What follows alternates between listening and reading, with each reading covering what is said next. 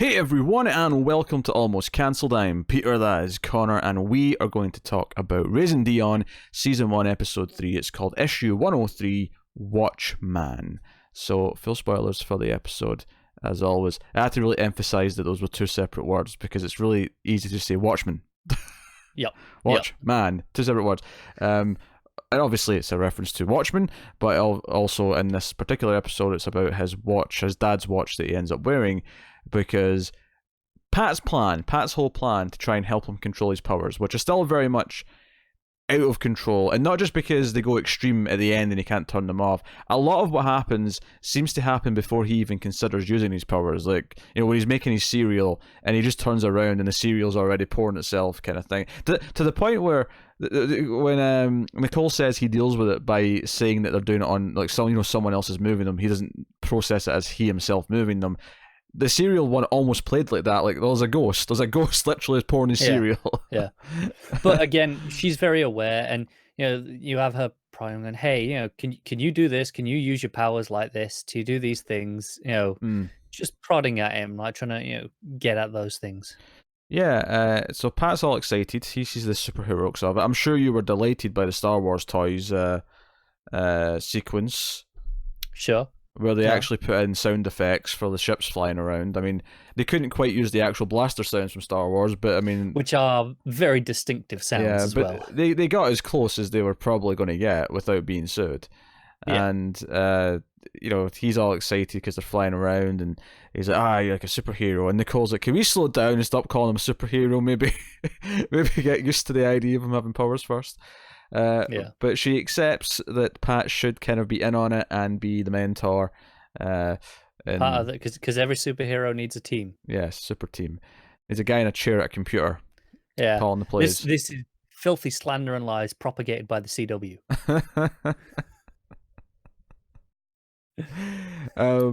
So Pat's more involved this episode. It's obviously, I think it was kind of predicted. I mean, not in a bad way, but it made sense that given that he's now in on the secret, that he was probably going to be a bigger part of the core group going forward. It's no surprise, but it makes sense. It's good, and especially in this episode, because a lot of the episode, Nicole's separate from Dion for the first time, really. Except for when he just happened to be at school before, and Pat's got Dion, and they have their own sort of little story going. So a lot of mythology building in this one, some interesting stuff. There's some probably the deepest character stuff we get in this one, which I thought was handled quite well, because this is the first one where the character's race has kind of been brought into the fray. And Connor made a face there, which means he's about to fight me on something. We'll get there. No, we can start with that. Oh, you want to start with that? Okay. Why not? So Dion's go back to school, because Pat has the idea to give him like an item. He brings up the Green Lantern ring, and she's like, "These aren't the real." And he's like, "They don't need to be real. He just needs to think that something's real to help him focus his mind."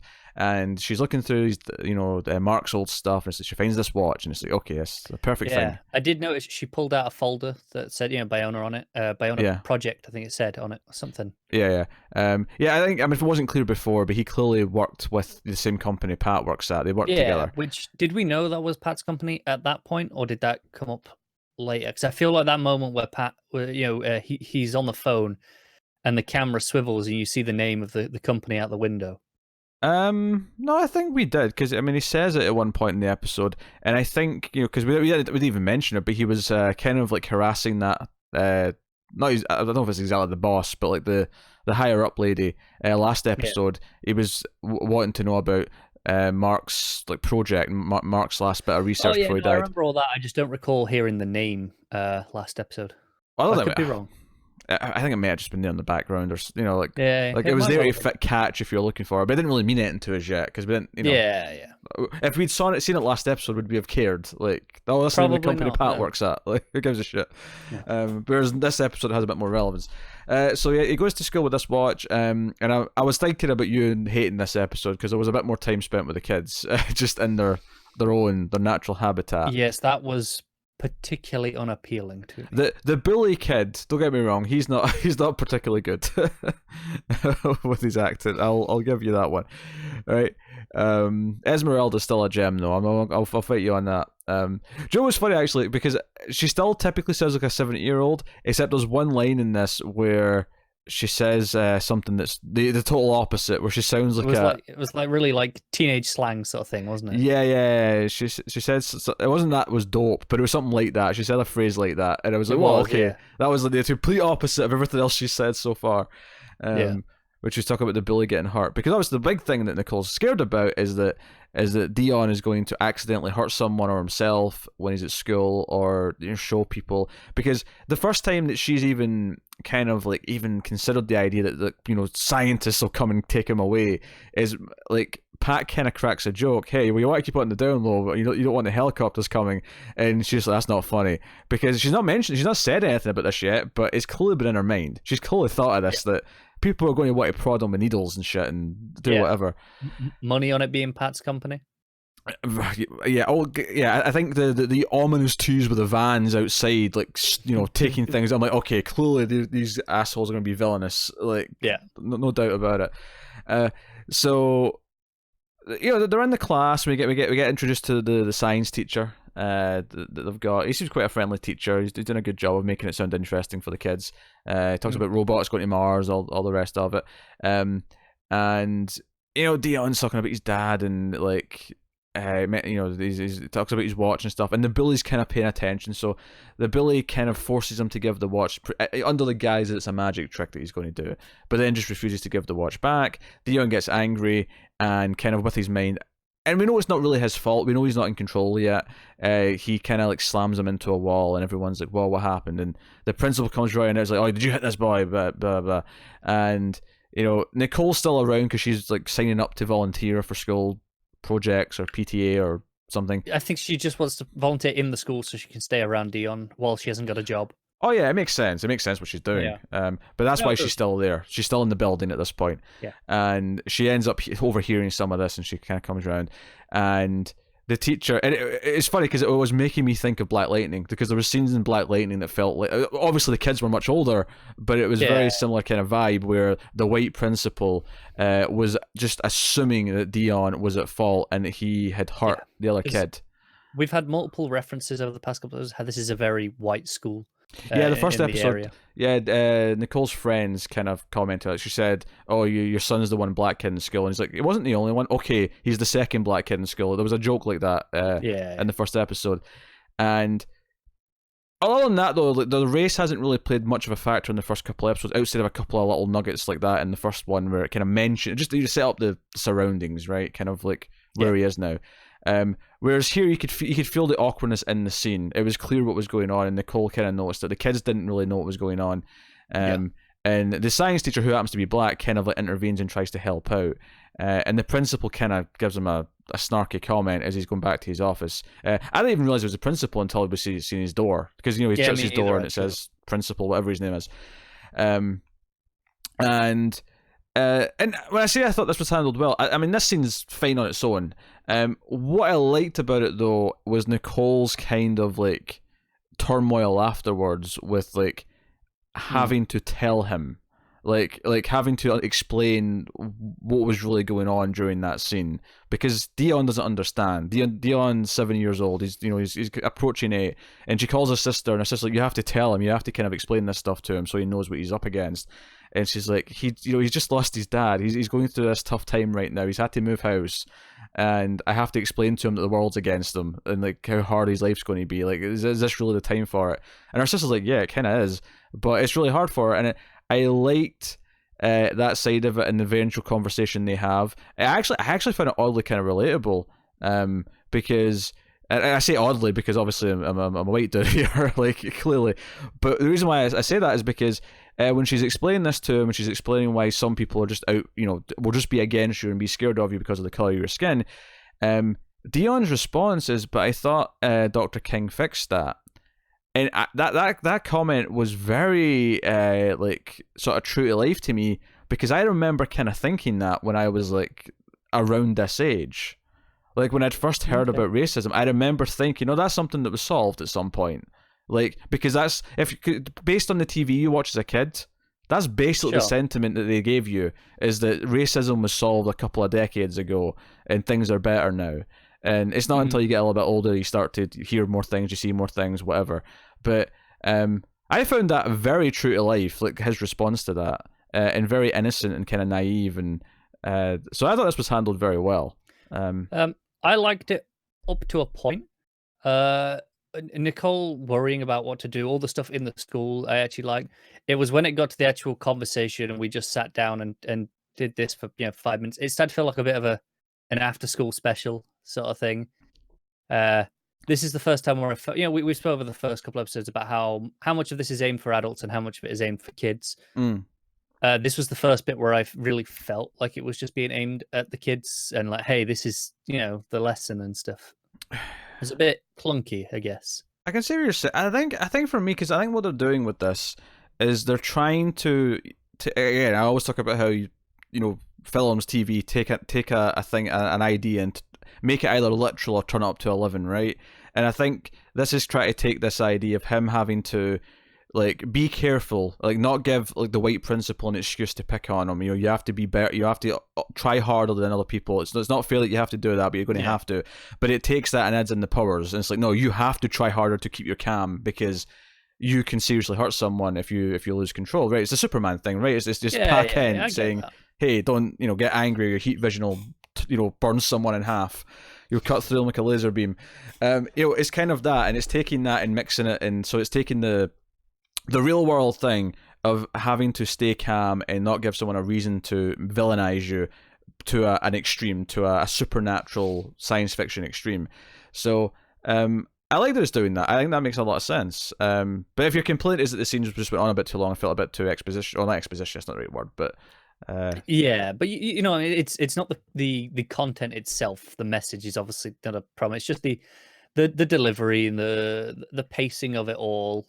Like I said, it felt like an after school special of like, hey kids, racing bad, and that's kind of how it came across to me. I think Dion's response to it made it work for me because, like I say, I found it very true to life.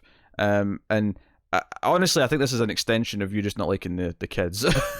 It might well be. Yeah, I think this is an extension of that. I'm kind of invested in Dion's sort of discovery because obviously you especially in this episode they tease these big things to come, these big things that Dion might have to do at some point with his powers, and I think almost every episode I forget how young he is, and then you have a scene like this and I'm like, oh yeah, he's really young. He's really not prepared to deal with any of this shit. Clearly, I liked this part of the plot more than you did, but I liked how it added another element to the characters. It gave us, because I think it was clear that the race was going to play a part in the show at some point. If it felt like it was going to, especially since those lines from episode because 1 of those pointed comments, it out. And it is nice to have again a different type of show that's kind of tackling it, because obviously we've watched Dear White People, we've watched what else have we done recently that's kind of tackled these subjects, but this again is a very different lens. This is a kid superhero story. This is a completely different thing. This is and I think it's nice to have those opposite ends of the spectrums where you're dealing with it like this, or you're dealing with it because obviously Dear White People is head on, it's constantly about that, it's constantly talking about that, and it's whereas it's very satirical. This is part of the overall tapestry of this story, where there is the actual superhero element, there is the other stuff. This is just one small part, relatively speaking, small. But if you go to the mythology side for this episode, the woman, I want to say Tuft. What's the last name? Or Tate? Or Tuck. Yeah, Tuck sounds right. She phones Nicole, because Nicole's sort of with her friend, and she phones and she's like, hey, we need to talk about this. It's like, well, I can't talk right now. So, well, 20 minutes at the park, by the swings, and she phones her again when she gets to the park, and she's like, oh, there's too many people around, go behind this building where the woods are. And she's in the woods, and there's a moment where it clicks in your head. You hear the footprints and you hear the voice coming from the phone and also the person. You hear the footprints. That's a very interesting way to phrase that. I meant to say footsteps, obviously. Obviously, my brain just had a moment there. Connor thinks he's Sherlock Holmes. I can hear the footprints. I honestly didn't even notice I'd said something wrong until you pointed it out. I think people knew what I meant. Yes, I mean, they probably did. But, I'm just... But you're just going to be a dick about it. Well, yes. Yeah, because it was stupid. But you clock that, wait a minute, this woman's invisible. She has powers. Yeah. But if not the footsteps, it was definitely when the voice kind of echoed. Like you could hear her speaking, plus you could hear it coming over the phone. And then she kind of appeared behind her, and the shot set it up because the shot left a lot of room behind Nicole, and I'm like, that's where she's going to appear. Moving around a lot, like it was moving as if it was tracking her walking in the background. Yeah, and okay, so that's interesting. And she's actually, I mean, she's not super friendly, but she's not as She's a bit standoffish, but she's open to sharing some information. Yeah, she's a lot more kind of friendly than I was expecting her to be, actually. And so we get some big some mythology stuff here. We know that there was a oh god, what do you call it? Aurora event. Aurora, that's the word I was looking for. I don't want to say Northern Lights. I wanted to, yeah, Aurora. There was an event, and Mark was there, as was Pat. Although, as we find out later when they're putting two and two together, Pat was in the hut or whatever, like doing data. Yeah. And the rest of them were all outside, and everyone who was outside developed some sort of power, including Mark, and that's how Dion has ended up with powers. It was hereditary, and basically they didn't even trace it back to this event because they saw it was like she said that it was like the sky exploded. It was this beautiful thing happened, and it wasn't until like after a year of having like powers and like going what's happening here that they traced it back to that event, and that's how they figured out like who. Yeah, and she mentioned how long it took her to control it. It would just happen. Yeah, she said it was like a year or something like that, right? It took her to sort of nail it. But now she can just do her hand on its own. She sort of demonstrates, so she's very well in control of this. Oh, definitely, yeah. Interestingly, her clothes are also going invisible. She's not naked, so clearly, whatever. I mean, maybe I probably won't go into this, but whatever invisibility, however it works, she extends it to whatever she's touching. Maybe I guess, yeah. Obviously, it just makes it easier to shoot. Let's be honest. That's why it is. It does, yeah. But I mean, whatever, it works. So this is a big thing, but honestly, the real excitement here is towards the end of this when she runs off scared. When Nicole brings up the figures in the rain and she saw Mark like a ghost, she gets very scared and says, "It was in the storm. There was people in the storm. The thing in the storm is what killed him, and it wants to kill me. Yeah, it wants to kill me too." And she runs off. And okay, that's interesting, and that confirms, like, because there was some speculation as to exactly what this thing that's on the poster and the trailer is going to be. But this line confirmed, no, there is an entity of some kind that's a villain that we're going to have to deal with. But of course, the big thing then later on is that she does send a text to Nicole with some footage of the thing in the storm. And yes, and this is the lightning man you were referring to. Yeah, the lightning man. And do you know what I love about it? Even before the lightning strikes, you can almost just see the shape of a man in the clouds. But obviously like 100 foot tall or whatever it is. Yeah. And obviously then the lightning strikes, and it's almost like a lightning wireframe of the smoke man. Yeah, it kind of is. Yeah. It looks good. It looked good. It looks really good. Interesting design. It feels big. It feels apocalyptic. And I think what's cool about it is that the show is very low key with all the stuff that it does. Obviously, it has some floating objects and things like that. But I think I like the idea that like we're teasing this big like over the top like effect. This big I wonder how overtly villainous it actually is, or if it's just something we don't understand. Is it an actual entity? Is it someone there, or is it just something not quite realizing what's happening? And how much do what's the name of the company? Biona.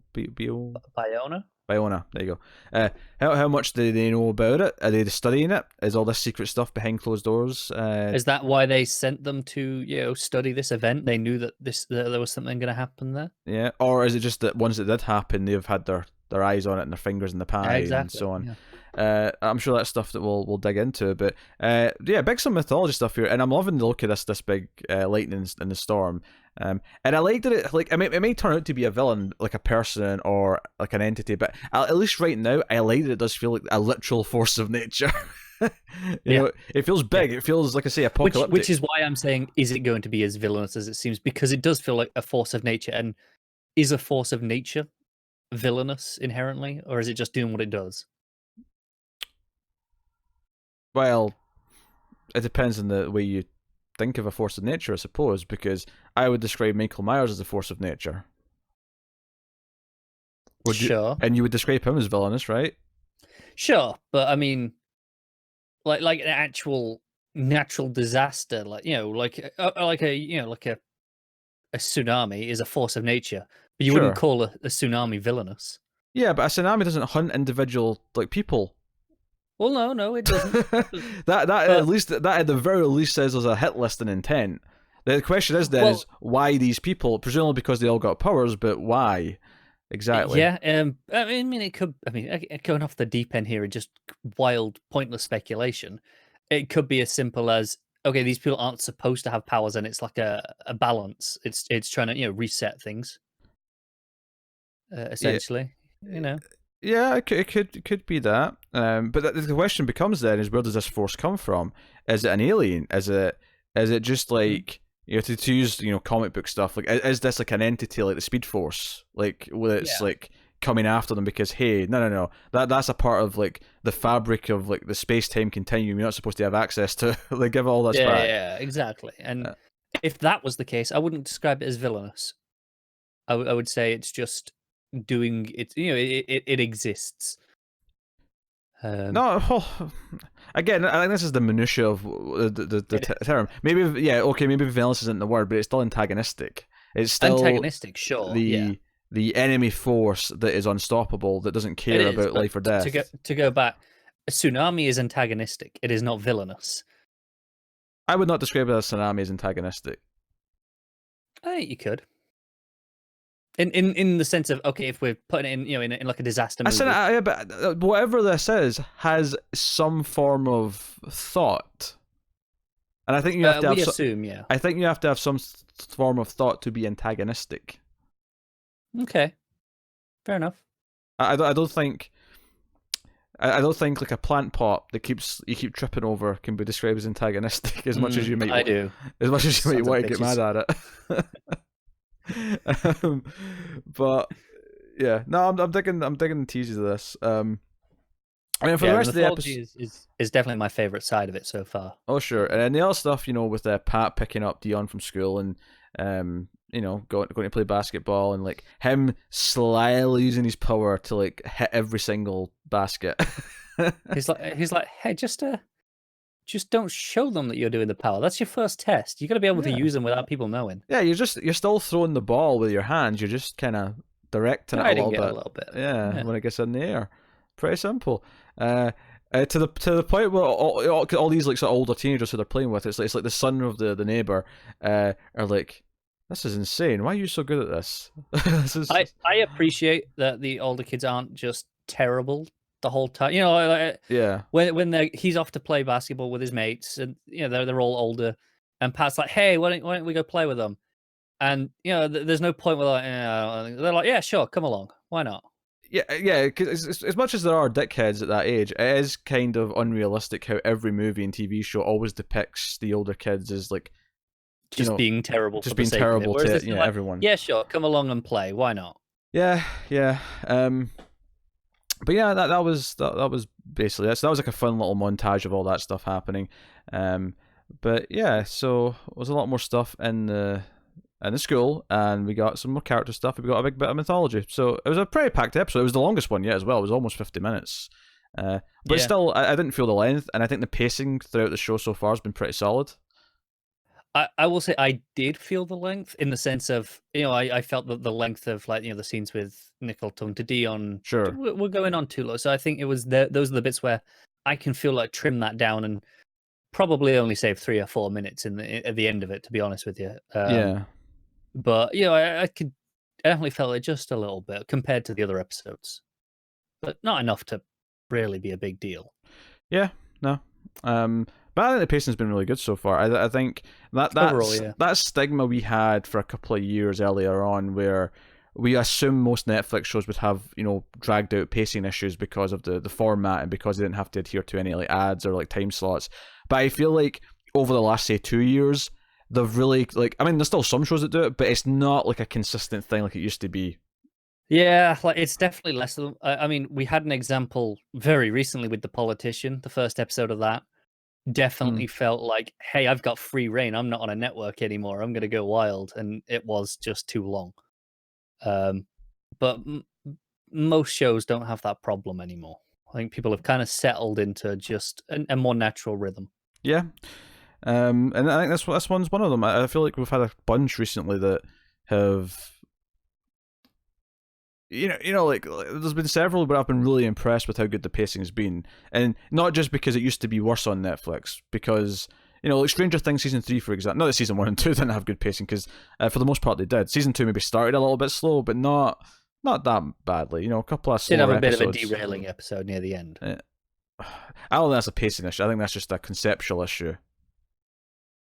For it's you, a little column A, little column B. I think pacing in the sense of, hey, we're just gonna completely grind to a halt and go and do something else for an episode as we're building into the end game.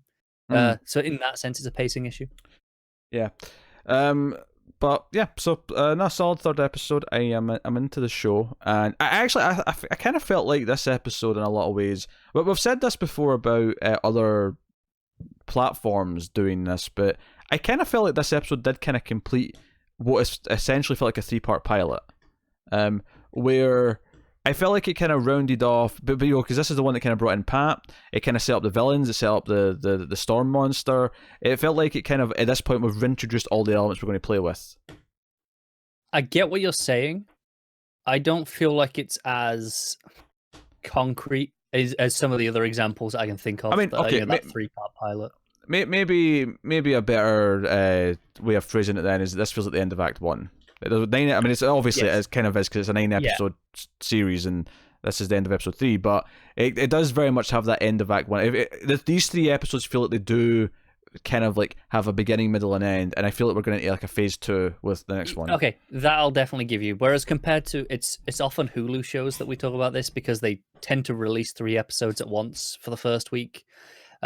They often have this is 3 episodes designed to be watched in kind of mostly one go.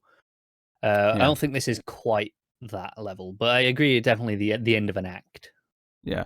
No, it was just there was lots of things that, again, because the race stuff was teased in the first one and then really kind of paid off, explored in episode 3. It kind of felt like these 3 kind of had a rounded quality to them.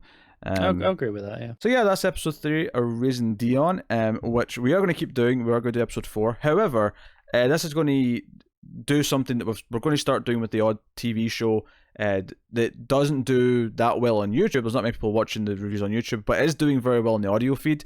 Is that after this episode, Raising Dion will still be reviewed, but will be only reviewed on the audio podcast feed, which we have. There's always a link to that in the description for these Netflix reviews, so you can go find that easy enough, or use any podcatcher apps that you want to use. Yeah, if you just search for Mild Fuzz TV in your podcatch app, it will just show up with all our stuff. It's the Netflix reviews one that you wanted. Yeah. So we're going to keep reviewing this, just not on YouTube. So you'll get it's the same show. You just hear it and just don't get to see us. And I mean, I get that at least one of us is very attractive, and that's a hard thing to hear. But you're just going to have to live with it. And Connor's trying to crack jokes over there, but it's not happening. But yeah. But you can, of course, let us know what you thought of the episode in the comments, and you can get us on Twitter at @mailed_fuzz for channel updates. If you want to support the show, you can rate the podcast on your podcast app, Apple Podcast being the best one, or not the best one, but the most common one. So I'm not making any grandiose points about what the best podcast app is, all right? I'm fairly unwilling to give Apple that much credit for anything. Yeah. I don't use Apple Podcasts. I use something else, but Apple Podcasts is the one that gets the most kind of exposure. Do you know what is frustrating? Even like my app that I use does use the iTunes or now Apple Podcast search engine to route through a lot of them because it's just easier. Yeah, the one I like using, I can't use it anymore. It has some weird glitch where it won't recognize my SD card, and it's really annoying me. So that is weird. For an instant back, because at first I thought it was a problem with my SD card, but it turned out that, but I was like, wait, why is everything else working fine? Because I've got tons of stuff on that SD card that other things are using, and then I just tried a different podcast. I just went into Google Podcasts, which works well enough, but it's really basic and simple looking. It's not as nice to use. Did you try just uninstalling the app and reinstalling it? I did. Okay. Because I was fixing it every so often by just pulling the SD card out and putting it back in, but that was like a pain because I'd have to like take the back off your phone. Yeah, it was a whole thing. Yeah. But it turned out that it was just something in that app. So I really like Podcast Addict, but I can't use it anymore. It's what I still use, but I have no SD card to worry about. So, my phone's always running out. I have to put them on the SD card. my phone doesn't take SD cards, but it does have 120 gig memory. So, mine has like 16, so it's basically full all the time. You kind of need it, yeah. I've got the card there for all my music, but it's just so whatever. Yeah. But anyway, the point is, 5 stars helps us out. More people find it. You can support us by going to patreon.com/MailFuzzTV and support us for as little as $1 per month. Keeps all the content coming. Lets us know what you like, and you can get some bonus bits and exclusives and all that kind of thing. And also check out other shows we do. There's a lot of our TV reviews coming. Obviously, we have 2 TV review podcast feeds. We have this Netflix one, which this one is on, and we also have the one that's just almost cancelled TV reviews, which is all the other shows that we cover. That will soon have Mr. Robot on it, which you can also find here on YouTube. So that is us, though. So thank you once again for watching or listening. We always appreciate it. Keep watching TV, guys. Have you got any vanilla?